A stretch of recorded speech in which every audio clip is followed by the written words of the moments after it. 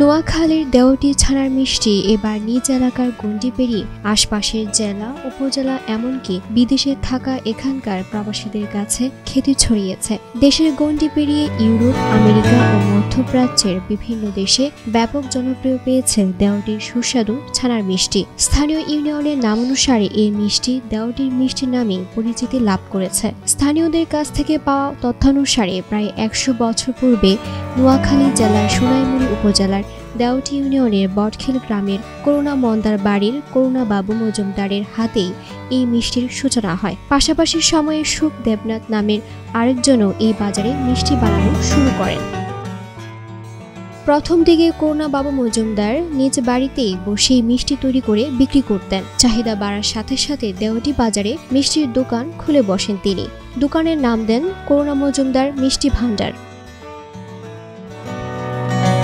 Europe আমেরিকায় যায় নোয়াখালীর দেওটির ছানার মিষ্টি। ১৪ বছর আগে মারা যান করুণাবাবু। এরপর মারা যায় তার বড় ছেলে বাবুল চন্দ্র মজুমদার। এখন তাদের দোকান যৌথভাবে পরিচালনা করছেন করুণাবাবুর অন্য ৪ ছেলে হরিপদ চন্দ্র মজুমদার, দীপক চন্দ্র মজুমদার, পরিমল চন্দ্র মজুমদার ও লিটন চন্দ্র মজুমদার।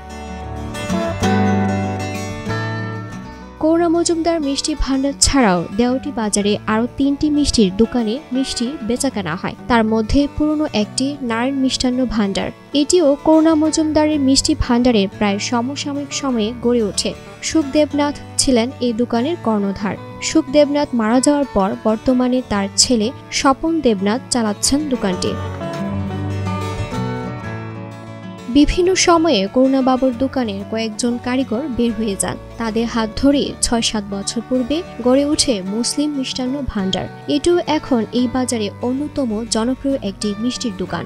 একইভাবে ৩ বছর আগে গড়ে ওঠে বিসমিল্লাহ মিষ্টান্ন ভান্ডার। বিসমিল্লাহ মিষ্টান্ন ভান্ডারের কর্ণধার সাইফুল ইসলামও একসময় করুণা মিষ্টান্ন ভান্ডারে কারিগর হিসাবে কাজ করেছিলেন। এক দোকানের মিষ্টির সঙ্গে আরেক দোকানের মিষ্টির স্বাদে তেমন কোনো পার্থক্য নেই, যে কারণে ৪টি দোকানেই এখন সমান তালে বিক্রি হয় দেওটির ছানার মিষ্টি। বিভিন্ন উৎসবের সময় ছানার মিষ্টির জন্য এখানকার দোকানগুলোতে থাকে উপচে পড়া ভিড়। অনেক দূর দূরান্ত থেকে এই মিষ্টি খাওয়ার জন্য মানুষ আসে এখানে। দেওটির মিষ্টির সঙ্গে এখানকার প্রায় ১০০ বছরের ঐতিহ্য জড়িয়ে আছে। এখানকার মিষ্টি মানুষ ইউরোপ আমেরিকায় থাকা তাদের আত্মীয় স্বজনদের কাছেও পাঠান। ঈদ সহ বিভিন্ন উৎসবকে কেন্দ্র করে দেওটি বাজারে দৈনিক ৮০০ কেজির মতো মিষ্টি বিক্রি হয়। দেশের বিভিন্ন জেলাগুলো থেকে এখানে মিষ্টি খেতে দল বেঁধে আসেন তরুণ যুবকরা। আত্মীয় স্বজনদের হাত ধরে ইউরোপ আমেরিকা সহ মধ্যপ্রাচ্যে থাকা বাংলাদেশের কাছেও চলে যায় এখানকার মিষ্টি। বর্তমানে এখানকার প্রতি কেজি মিষ্টি বিক্রি হয় ২৪০ টাকা করে।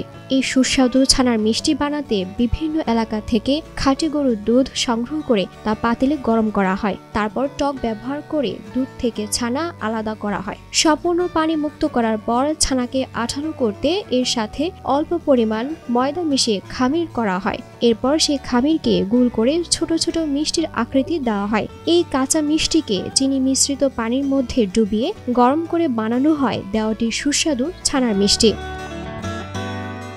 ডেস্ক রিপোর্ট, ভোরের পাতা।